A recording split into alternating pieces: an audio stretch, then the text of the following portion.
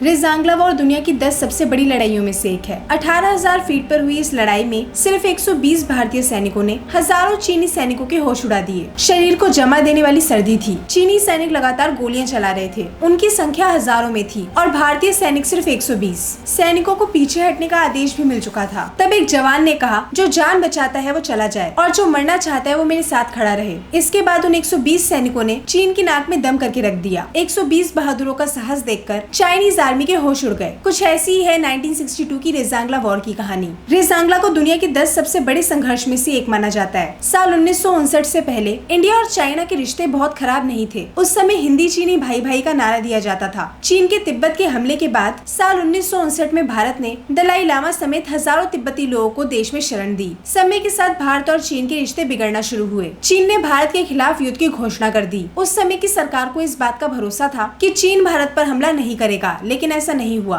भारत चीन के साथ इस युद्ध के लिए बिल्कुल तैयार नहीं था। 30 अक्टूबर 1962 को चीन ने लद्दाख, चुशूल और अरुणाचल प्रदेश के इलाकों में जंग शुरू कर दी। Rezang La war Indo China war का हिस्सा है, जो कि इंडो चाइना युद्ध की सबसे बड़ी लड़ाई है। लद्दाख के चुशूल में 13 कुमाऊं की बटालियन तैनात थी। उन 13 कुमाऊं बटालियन की 120 जवानों की चार्ली कंपनी रेजांगला पर मौजूद थी। इस कंपनी को लीड मेजर शैतान सिंह कर रहे थे। लद्दाख का चुशूल बर्फ से ढका हुआ था। 18 नवंबर 1962 को दीपावली थी। पूरा देश दीपावली का पर्व मना रहा था। उसी दिन चीन के हजारों सैनिकों ने रेजांगला पोस्ट पर हमला कर दिया। मेजर शैतान सिंह को पता था कि अगर पीछे हटे तो चीनी सेना यहाँ नहीं रुकेगी। मेजर शैतान सिंह ने चीन के हजारों सैनिकों का सामना करने का रास्ता चुना और उनका साथ दिया 120 बहादुरों ने। लद्दाख में 18,000 फीट की पहाड़ी पर भारतीय सैनिकों ने बहादुरी से चीनी सैनिकों का सामना किया। सिर्फ 120 सैनिकों ने चीन के 1300 सैनिकों को मौत के घाट उतार दिया। भारतीय सैनिक संख्या में काफी कम थे, लेकिन साहस में चीनी सेना से बहुत आगे थे। भारत के एक सैनिक ने कई चीनी सैनिकों को मारा।